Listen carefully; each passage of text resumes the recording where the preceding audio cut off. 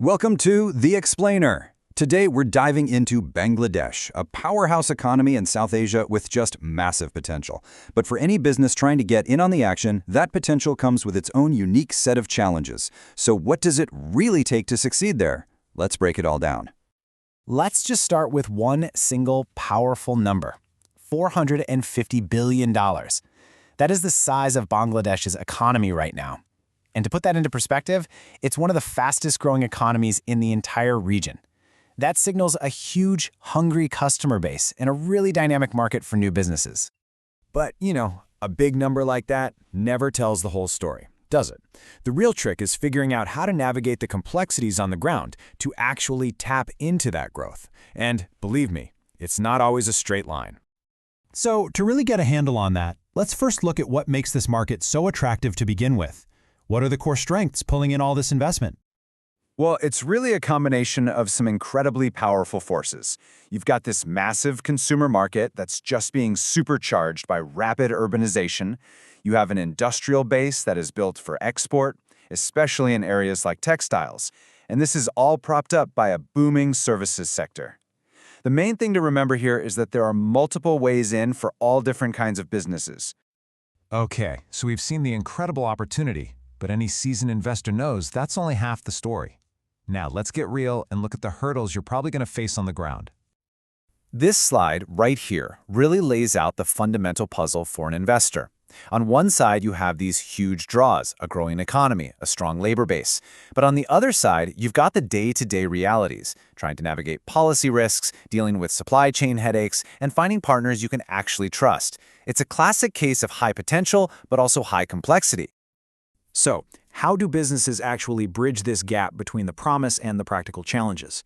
Well, more often than not, it takes a strategic local partner. So let's take a look at one example, a firm called Trade and Investment Bangladesh, or T&IB for short. So this is their mission. And you'll notice it's not just about consulting. It's focused on something bigger, empowering local entrepreneurs and plugging them into the global economy. They're trying to be a catalyst, starting from the ground up. In simple terms, a firm like T&IB is really designed to be a one-stop shop. It combines that high-level strategic guidance of a business consultancy with the practical, hands-on tools of a digital marketing agency. The whole goal is to help businesses compete on the world stage. But what does that support actually look like? Let's dig in and break down the specific kinds of services a firm like this offers to tackle those challenges we talked about. They've organized their services into 4 really clear pillars. It all starts with business consultancy for the big picture strategy. Then you move to IT services to build your digital foundation. After that, digital marketing helps you actually reach your audience. And finally, specialized services handle all those critical details like compliance. It's a really comprehensive approach. So, a great example under that consultancy pillar is buyers-sellers matchmaking. Now, this is not just about introductions. It's a strategic service that closes a huge gap for exporters, finding reliable international partners. Done right, this can save you an enormous amount of time and cut down on risk. Moving over to IT services. A professional website today is, let's be honest, completely non-negotiable. It's your digital business card, it's the primary tool you have for establishing credibility on a global stage, and it makes your business accessible to anyone, anywhere in the world.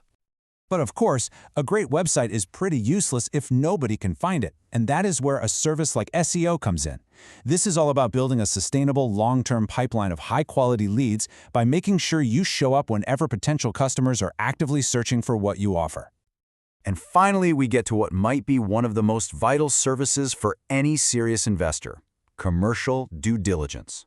You can basically think of this as your insurance policy. It's all about validating potential partners, truly understanding the risks, and making your big strategic decisions based on hard data, not just gut feelings. Now, a set of services is only as good as the people behind them. And in a complex market like this, deep local expertise is absolutely critical. So, let's have a look at the kind of experience that's required to navigate this landscape. The firm is led by its founder, MD Joinal Abdin. And what's really notable here is the blend of expertise. It's not just one thing. It's this combination of high-level trade policy knowledge, on-the-ground business consulting, and modern digital strategy. This timeline really tells the story of how that unique skill set was built. It started at the SME Foundation, working directly with entrepreneurs. Then, it moved to the Dhaka Chamber of Commerce, helping to shape policy.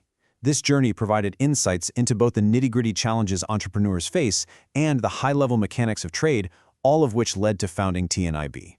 And all of that diverse experience adds up to more than 18 years dedicated to helping businesses grow. This isn't just theoretical knowledge. We're talking about expertise built through decades of hands-on work with both businesses and policymakers. So, let's bring this all together. From a client's perspective, the support follows a really clear, step-by-step journey. You start with market intelligence and checking feasibility. Then you move into the practical stuff, setup and compliance. From there, it's about finding partners, getting ready for export, and finally promoting the business to bring in those leads. And that brings us to our final thought here. For any emerging market, the story is often the same. You have this immense opportunity paired with pretty significant complexity. The key to success, so often, lies in bridging that gap with deep local knowledge and strategic support. The opportunity in a market like Bangladesh is absolutely undeniable, but success? Well, that requires a clear strategy and the right guidance on the ground.